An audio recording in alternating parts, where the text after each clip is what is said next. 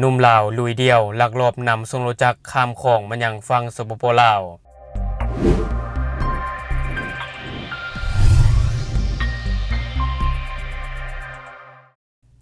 สบายดีท่านผู้ชมยินดีต้อนรับเข้าสู่รายการ Talk the New และในมื้อนี้เองข้าพเจ้าจะมาเบาถึงข่าวที่เจ้าหน้าที่ตำรวจของไทยได้จับหนุ่มลาวที่ลักลอบนำรถจักรข้ามมายังฝั่งสปป.ลาวซึ่งข่าวตัวนี้ข้าพเจ้าจะมาจากเพจท้องถิ่นนิวเขาจะได้ลงเอาไว้เมื่อเวลา 00:15 นาทีของวันที่ 23 ธันวาคม 2025เจ้าหน้าที่ทหารกองร้อยทหารผ่าน 3103 หน่วยเฉพาะกิจทหารผ่าน 31 กองกำลังผ่าเมืองได้รับแจ้งจากแหล่งข่าวว่าจะมีกลุ่มขบวนการลักลอบนำรถจักรข้ามแม่น้ำคลองจากอำเภอเชียงของจังหวัดเชียงรายไปยังฝั่งสปป.ลาวโดยบ่ผ่านพิธีการทางภาษีเจ้าหน้าที่จึงได้จัดกำลังออกลาดตระเวนตามแคมแม่น้ำคลองเมื่อไปฮอดบริเวณทางลงน้ำคลองหมู่บ้านห้วยลึกหมู่4ตำบลม่วงใหญ่อำเภอเวียงแก่นจังหวัดเชียงแสนได้กวดพบบุคคลต้องสงสัยเป็นเพศชาย1คนซึ่งว่ากำลังจูงรถจักร1คันลงไปแคมฝั่งที่มีเรือน้อยจอดรอท่าอยู่ซึ่งว่าเจ้าหน้าที่ก็ได้แสดงตัวเพื่อขอทำการตรวจสอบเฮ็ดให้ชายคนดังกล่าวตกใจเห็นให้รถจักรคันดังกล่าวล้มลงในแคมฝั่งจากการตรวจสอบพบว่าชายคนดังกล่าวชื่อเท้าคงแก้วสัญชาติลาวส่วนรถจักรที่ถูกจูงมาและเหตุตกน้ำนั่นเจ้าหน้าที่ได้นำขึ้นมาไว้ถึงฝั่งพบว่าเป็นยี่ห้อ Honda Wave 110i สีฟ้าดำทะเบียน1กด6561เชียงรายในสภาพที่กำลังจมน้ำในแคมฝั่งเจ้าหน้าที่จึงได้ขอตรวจสอบเอกสารประจำรถปรากฏว่าท้าวคงแก้วบ่มีให้เมื่อสอบถามก็ได้ให้การรับสารภาพว่าผู้เกี่ยวได้ลักรถจักรในตำบลม่วงใหญ่อำเภอเวียงแก่นเพื่อจะนำไปขายอยู่ฝั่งสปป.ลาวเจ้าหน้าที่ทหารผ่านจึงได้ประสานหาเจ้าหน้าที่ตำรวจสพ.เวียงแก่นเพื่อร่วมกันกวดยึดไว้เป็นของกลางและนำส่งด้านภาษีเสียงของพร้อมทั้งนำตัวท้าวคงแก้วส่งให้ด้านกฎคนเข้าเมืองตม.เสียงแสนเพื่อนำไปดำเนินคดีตามขั้นตอนของกฎหมายและที่ผ่านไปก็จะเป็นเนื้อในข่าวที่ว่ามีการจับกลุ่มหนุ่มลาวใจกล้าเนาะเฮ็ดผู้เดียวเลยลักรถจักรเพื่อที่จะนำไปขายต่ออยู่ที่ฝั่งสปป.ลาวแต่ลืมไปว่ามันบ่ได้ง่ายขนาดนั้นนะท่านผู้ชมเพราะเจ้าหน้าที่ตำรวจของไทยเขาเจ้าเข้มงวดในการลาดตระเวนตามแนวชายแดนซึ่งในช่วงที่ผ่านมาก็เกิดขึ้นอย่างต่อเนื่องในการลักลอบรถจักรจากฝั่งไทยมาขายอยู่ฝั่งลาวว่าจะเป็นรถจักรหรือรถใหญ่ก็เช่นกันในปัจจุบันนี้ก็ถือว่าเห็นที่ขึ้นเรื่อยๆเนาะและวันนี้ข้าพเจ้าจะพาท่านผู้ชมไปติดตามอีกหนึ่งข่าวที่ว่าคณะผู้แทนลาวได้เข้าร่วมกองประชุมรัฐมนตรีต่างประเทศอาเซียนสมัยพิเศษสภาพการไทยกับกัมพูชาและข่าวตัวนี้ข้าพเจ้าจะมาจากเพจโทรโคงที่ว่าเขาจะได้ลงเอาไว้ในวันที่ 22 ธันวาคม 2025ที่กัวลาลัมเปอร์ประเทศมาเลเซียท่านทองสวรรค์พรหมวิหารรัฐมนตรีกระทรวงการต่างประเทศแห่งสปป.ลาวได้นำพาคณะผู้แทนเข้าร่วมกองประชุมรัฐมนตรีต่างประเทศอาเซียนสมัยพิเศษเกี่ยวกับสภาพการปัจจุบันระหว่างกัมพูชาและไทยโดยการเป็นประธานของรัฐมนตรีกระทรวงการต่างประเทศแห่งมาเลเซียในนามประธานอาเซียนในปี 2025มีบรรดารัฐมนตรีต่างประเทศอาเซียนผู้ต่างหน้าและเลขาธิการใหญ่อาเซียนเข้าร่วมกองประชุมได้รับฟังการรายงานเกี่ยวกับการปฏิบัติหน้าที่ระยะผ่านมา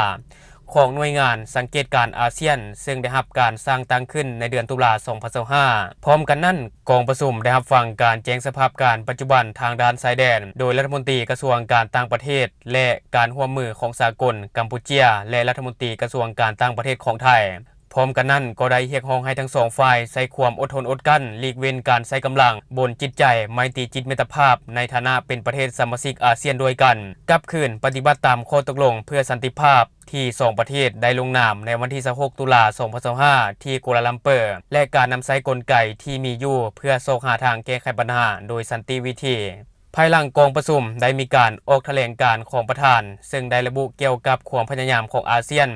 ในการแก้ไขปัญหาที่พวมดำเนินการอยู่พร้อมทั้งแสดงความยินดีต่อกับการปรึกษาหารือของทั้งสองประเทศและแสดงความหวังว่าสภาพความเข่งตึงจะลดพรลงโดยไวในนี้คณะกรรมการชายแดนของสองประเทศจะจัดกองประชุมปรึกษาหารือเกี่ยวกับการจัดตั้งปฏิบัติการหยุดยิงในไวๆนี้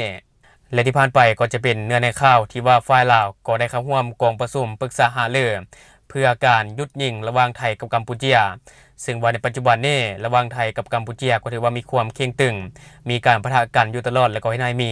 ผู้เสียชีวิตผู้ได้รับบาดเจ็บเป็นจำนวนหลวงหลายในปัจจุบันแต่ว่าใดก็ตามข้าพเจ้าก็เชื่อว่า2ประเทศนี้จะหาทางออกด้วยสันติวิธีหลีกเลี่ยงการปะทะกันเพราะว่าการปะทะกันนี้แน่นอนมันก็จะสร้างแต่ความเสียหายเห เฮ็ดให้มีผู้เสียชีวิตแล้วก็มีผู้ได้รับบาดเจ็บคือในช่วงที่ผ่านมานี่แหละพยายามเนาะหาทางออกโดยสติวิธีใส่ความอดทนอดกลั้นและวันนี้ข้าพเจ้าจะพาท่านผู้ชมไปติดตามอีกหนึ่งข่าวที่ว่าผู้นำ2ประเทศลาวไทยจะเข้าร่วมพิธีเปิดน้ำใสความมิตรภาพไทยลาวแห่งที่5อย่างเป็นทางการและข่าวตัวนี้ข้าพเจ้าจะมาจากเพจประเทศลาวที่ว่าเขาจะได้ลงเอาไว้พิธีการเปิดน้ำใสความมิตรภาพลาวไทยแห่งที่5บริคำไสบึงการอย่างเป็นทางการจะจัดขึ้นในเมื่อวันที่25ธันวาคม2025ที่จะมาถึงนี้โดยการเป็นประธานร่วมของท่านทองลุ่นศรีสุฤทธิ์ประธานประเทศแห่งสาธารณรัฐประชาธิปไตยประชาชนลาวพร้อมด้วยภรรยาและพระบาทสมเด็จพระวชิรเกล้าเจ้าอยู่หัวแห่งราชอาณาจักรไทยพร้อมด้วยพระราชินีโดยมีนายกรัฐมนตรีและแขกถึกเชิญภาคส่วนที่เกี่ยวข้อง2ฝ่ายหลายกว่า500ท่านเข้าร่วมโครงการก่อสร้างความมิตรภาพไทยลาวแห่งที่5โครงการร่วมมือระหว่างรัฐบาลแห่งสปป.ลาวและรัฐบาลแห่งราชอาณาจักรไทยเพื่อตอบสนองความเรียกร้องต้องการของรัฐบาล2ประเทศก็คือประชาชน2ชาติลาวและไทยโดยเฉพาะแขวงบริคำไสของสปป.ลาวและจังหวัดบึงกาฬของราชอาณาจักรไทยที่มีความพัฒนามีขั้วเชื่อมต่อ2ประเทศลาวและไทยเพื่ออำนวยความสะดวกให้แก่การไปมาหาสู่ระหว่างประชาชนการเชื่อมโยงเชื่อมโจทย์ระหว่าง2ประเทศเข้ากับภาคพื้นตามแนวเศรษฐกิจตะวันออกตะวันตกก็คือเฮ็ดให้การคมนาคมขนส่งการค้าการท่องเที่ยวระหว่าง2ประเทศมีความสะดวกสบายคล่องตัวและว่องไวยิ่งขึ้นพิธีการเปิดน้ำใสความมิตรภาพไทยลาวแห่งที่5นี้จะเป็นสัญลักษณ์มิตรภาพและการร่วมมืออันดีงามฐานบรรไกเฮือนเคียงที่มีมาแต่โดนนานและเป็นคู่ร่วมยุทธศาสตร์เพื่อการเจริญเติบโตและการพัฒนาแบบยืนยงก็คือการเฉลิมฉลองวันสร้างตั้งสายพัวพันธ์ทางการทูตระหว่าง2ประเทศระหว่างสปป.ลาวและราชอาณาจักรไทยครบรอบ75ปีในเดือนธันวาคม2025นี้และที่ผ่านไปก็จะเป็นเนื้อในข่าวที่ว่าจะมีการเปิดน้ำใสความมิตรภาพไทยลาวแห่งที่5บริคำไสบึงการอย่างเป็นทางการซึ่งว่าจะจัดขึ้นในเมื่อวันที่25ธันวาคม2025ที่จะมาถึงนี้ก็ถือว่าเป็นเรื่องที่ดีระหว่าง2ประเทศลาวและไทยเพราะว่ามันก็จะอำนวยความสะดวกสบายให้กับประชาชน2ชาติบ่ว่าจะเป็นเรื่องของการค้าการท่องเที่ยวเฮ็ดให้คงตัวได้ว่องไวเนาะถ้าว่าผู้ใดอยู่ใกล้ก็จะลืมไปถ่ายภาพบรรยากาศมาให้ได้รับชมนํกันและทั้งหมดก็คือสิ่งที่ข้าพเจ้าอยากจะนำเสนอในมื้อนี้สำหรับท่านผู้ชมคนใดที่เบิ่งคลิปของข้าพเจ้าอยู่ยังบ่ได้กดติดตามช่องยังบ่ได้กดกระดิ่งแจ้งเตือนก็อย่าลืมไปกดเพื่อเป็นกำลังใจให้ข้าพเจ้าได้ผลิตคลิปดีๆแบบนี้ออกมาเรื่อยๆหรือสำหรับท่านผู้ชมคนใดอยากตำหนิติเตียนก็อย่าลืมฝากไว้ภายใต้คอมเมนต์ของเฮาแล้วเราจะเข้าไปอ่านและก็ตอบแลกเปลี่ยนประสบการณ์นำกันอย่าลืมสนับสนุนกันด้วยการกดติดตามช่องขอขอบใจ